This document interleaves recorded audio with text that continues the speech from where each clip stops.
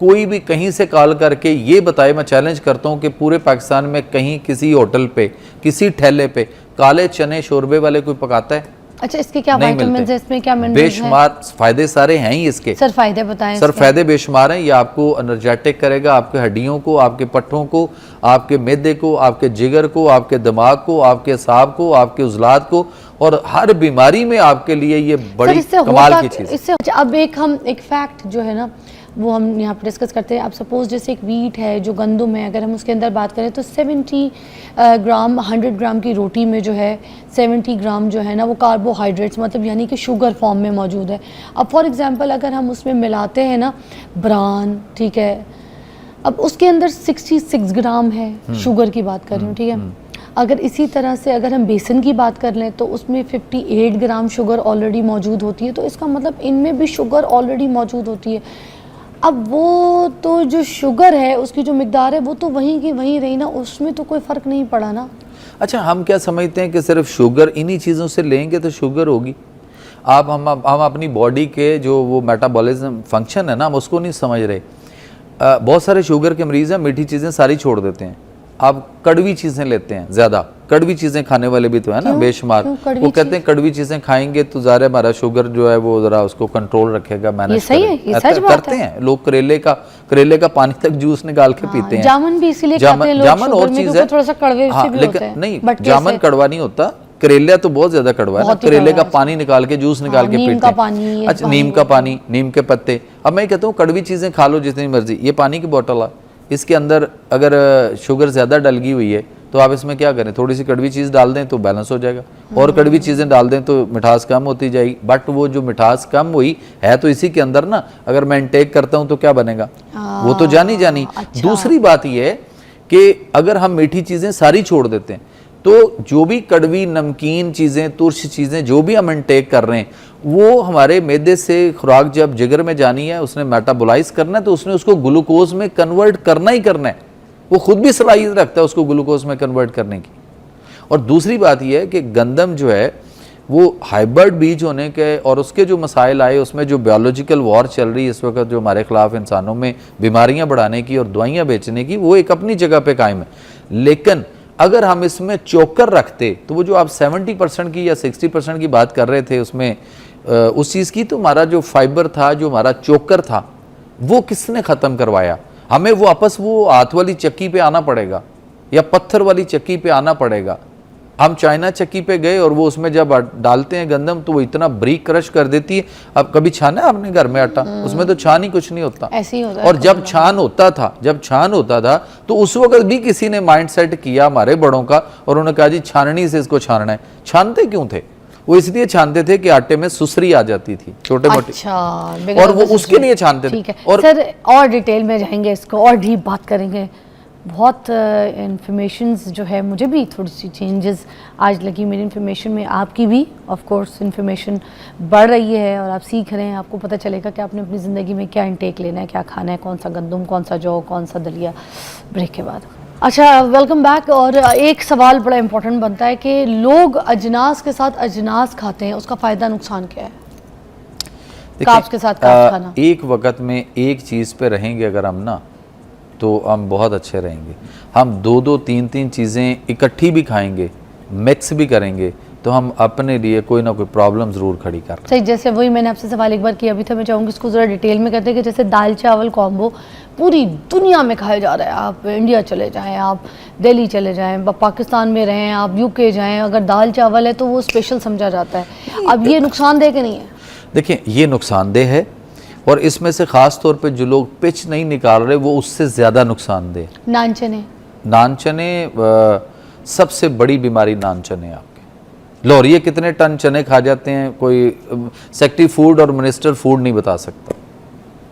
नहीं, इसमें नुकसान क्या है? कार्ब्स की वजह ये नुकसान सफ़ेद चने जो हैं ये तजाबियत करते हैं, एसिडिटी पैदा करते हैं मैदे के लिए, आपके आंतों के लिए। और नान ख़ास तौर पे जो है वो कॉन्स्टिपेशन का, मैदे की बनी हुई कोई भी चीज़ जब अल्लाह के नबी सल्लल्लाहु अलैहि वसल्लम ने नहीं चखी तो हम क्यों इतना ज्यादा मैदा ले रहे हैं, इतना मैदा खा अंडा रहे पराठा, अंडा पराठा खा सकते हैं? अंडा कौन सा, पहले तो अंडा देखना है। अंडा ऑमलेट ले लें या कुछ भी, किसी भी अंडा अगर तो देसी अंडा, अगर तो देसी अंडा है फिर अंडा। देसी विलायती में क्या फर्क है? प्रोटीन तो डॉक्टर कहते हैं सेम होती है, कोई फर्क नहीं है। डॉक्टर से पूछा जाए कौन सी किताब पढ़ी जिसमें आपने प्रोटीन पढ़ लिया संडे में।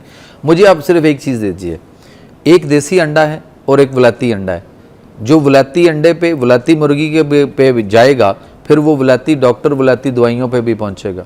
जो देसी अंडा है जिसमें से बच्चा निकलेगा, आप उसको मुर्गी के नीचे रख दें, 30-40 डेज के अंदर मुर्गी बच्चे निकाल देगी उस अंडे से।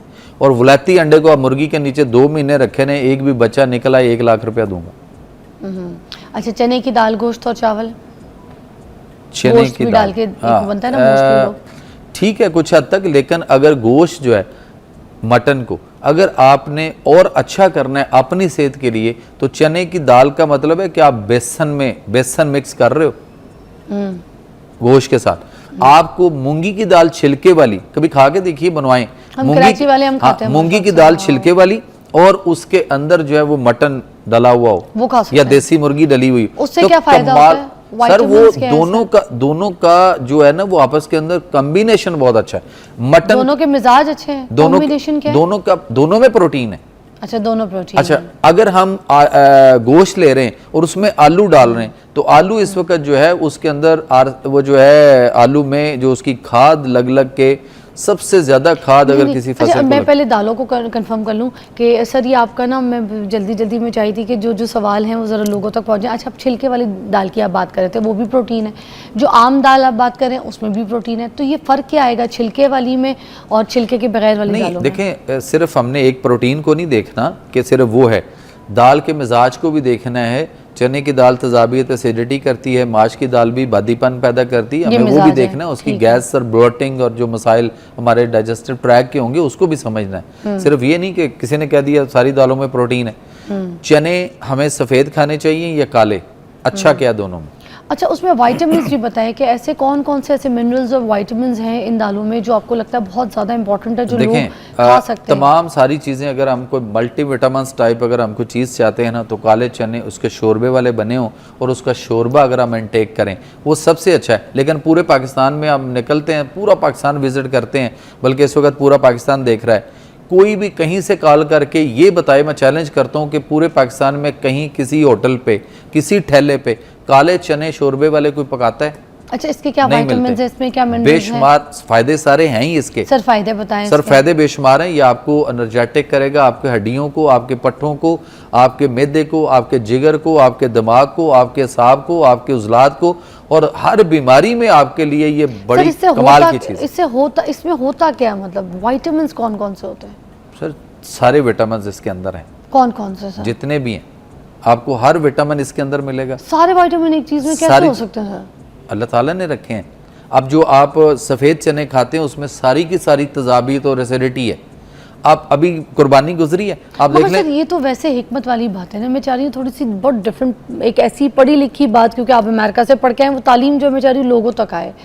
विटामिन मुझे थोड़े से आपने बताया, विटामिन इसमें आपके सारे आएंगे ना। आपको देखें कैल्शियम सोर्स भी इसमें मिल जाएगा आपके, उसके अंदर vitamin E, vitamin B12, vitamin 6, सारे विटामिन के हर चीज़ आपको सोर्स आपकी बॉडी में ले जाकर वो आपकी बॉडी को इस तरह एनर्जेटिक करेगा कि जो आपके अपने अंदर विटामिन्स पड़े या जो आपकी बॉडी को उन चीज़ों को जो देना चाहिए, आपके मिसाल है जो आपके बोन मैरो के अंदर, हड्डी के अंदर जो गूदा मिक होती है बोन मैरो, उसके अंदर जो हमारे रेड सेल, वाइट सेल और बाकी जो उसके अंदर सारी चीज़ें पड़ी हैं, वो सारे को जो चीज़ चाहिए आपको वो लेनी चाहिए खुराक, ना कि वो सफ़ेद चने लें जो हमारे उन चीज़ों के ऊपर एसिडिटी और एसिड प्रोड्यूस करके उनको भी, उन खुलियों को भी तबाह करें। अच्छा, vitamin B6, B9, vitamin B1 होता है, ठीक है, B3 होता है, के अलावा C होता है, ठीक है, इसके अंदर।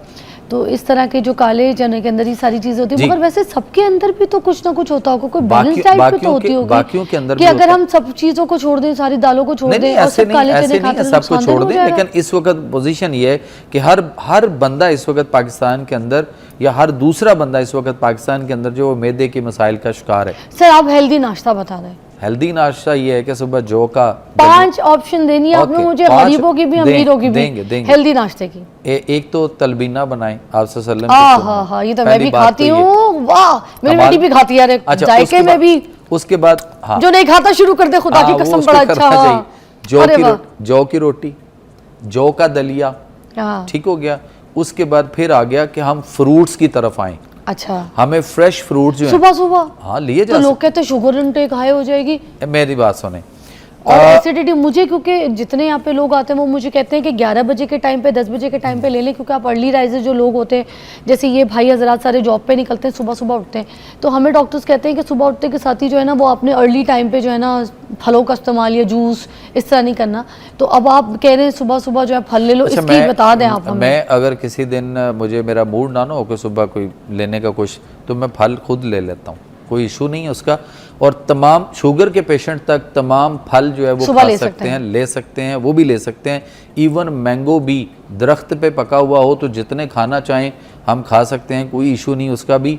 लेकिन हमारे यहाँ फिर हमने उस दिन उस वक्त नाश्ते में और कुछ नहीं लेना। ये नहीं है कि इधर से नाश्ता भी 2 पराठे भी खा लिए, उसके बाद हम फ्रूट लेना शुरू कर दें। अच्छा। हमने अपने एम्प्टी स्टमक के साथ हमने सिर्फ फ्रूट पे रहना है फिर। और खाना 2 टाइम है, सिर्फ सुबह और शाम है। 3 टाइम खाना इस दुनिया में भी नहीं है, और जन्नत में जो जाएंगे उनको जन्नत में भी अल्लाह ताला 2 टाइम देगा। कुरान के अंदर अल्लाह का फरमान है, सूरह मरियम आयत नंबर 61 है कि अल्लाह फरमाते हैं जन्नती जन्नत में कोई लायानी बेहुदा बात नहीं सुनेंगे, अमन और सलामती के साथ रहेंगे, और वहाँ उन्हें उनका रिज़्क मतवातर सुबह शाम मिलता रहेगा। आयत के आखिर में बुकरा व अशिया, बुकरा अरबी में कहते हैं सुबह को और अशिया शाम को, 2 टाइम ही मिलना है। आदत बना लो, जन्नत में जाना है तो।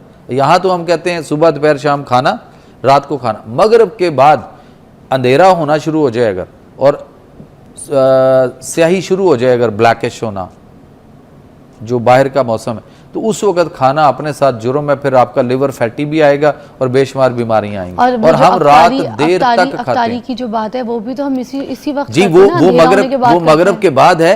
लेकिन अगले आपको मगरिब के बाद 20-25 मिनट तक सिर्फ सफेदी नजर आएगी, अभी अंधेरा नहीं आया।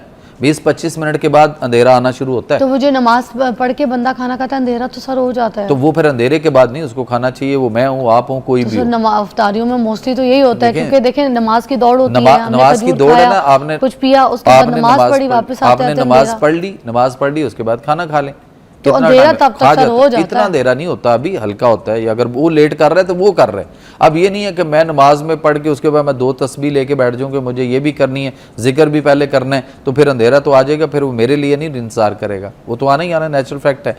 सो आजकल हम रमज़ान के अलावा भी हमें ये चाहिए कि हम आजकल भी ख़वातीन खाना जो है वो टाइम से 4-5 बजे क्यों नहीं बनाते। मेरे घर में खाना 4-4:30 बजे 5 बजे तैयार होता है। मैं अपने हॉस्पिटल से उठता हूँ, घर जाता हूँ, 5 बजे 5:30 में खाना खा के हम पूरी फैमिली फारिग हो चुकी है। के ऊपर भी तो हो सकता है, कुछ लोगों की ड्यूटी भी इतनी तो वो मगरिब तक उनके पास है ना, खा लें। जो पेशेंट है खास तौर पर, मैं उसको कहता हूँ टाइम एज मेडिसन। मैंने एक फार्मूला दिया है कौम को।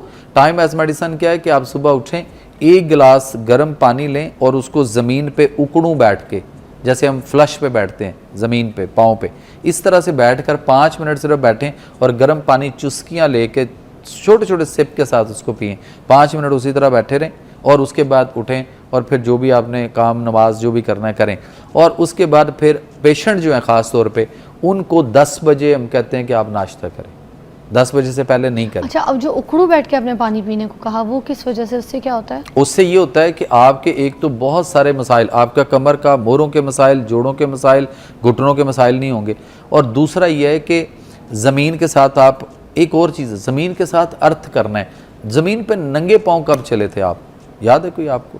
तो घर पे तो चलती हूँ। नहीं, घर में फर्श है, पत्थर है, टाइल है, मैं ज़मीन की बात, ज़मीन पे, मट्टी पे, धरती पे या घास वाली जगह, घास पे गार्डन में चल, हमें ज़मीन को अपने साथ अर्थ करना है। अपने साथ हमारी बॉडी के अंदर इधर मोटर न्यूरॉन है, सेल्स होते हैं, करंट बनता है, निकलता है, हमारे अंदर न्यूट्रॉन बहुत ज़्यादा होते रहते हैं। हम मीटर के साथ अगर चेक करें तो 4 होगा, 4.4 आएगा और हमें 0 पे रखना है। तो उसका बेहतरीन ये है कि 40 मिनट हम या तो ज़मीन के ऊपर, घास पे, ग्राउंड पे, ज़मीन पे हम वॉक करें। नहीं कर सकते तो कम से कम इस तरह 40 मिनट पाँव नंगे करके ज़मीन के ऊपर, कुर्सी पे, बेंच पे, कहीं भी बैठ जाएं और ज़मीन पे पाँव रखें। 40 मिनट सिर्फ इसको डेली करें। दूसरे मुल्क आना जाना आपका होगा, लंबी फ्लाइट लेते हैं, आपको पता है अमेरिका वगैरह जाएं या लंबी फ्लाइट हो तो टाइम जोन 9 घंटे का और हम 24 घंटे में पहुंच गए, और हमारी बॉडी वहां के एडजस्ट होने में तकरीबन 8-10 दिन लगते हैं, सोना खाना पीना, क्योंकि हम यहाँ के आदी होते हैं। हाँ। और अगर हम वहां पे जाके 40 मिनट सिर्फ जमीन पे पाँव रख के बैठेंगे तो वो हमारा जो सॉफ्टवेयर है वो फौरन अपडेट हो जाएगा और हम sir will call you again. बहुत सारी बातें करने को हैं, टाइम थोड़ा सा खत्म हो गया है। Will catch you soon.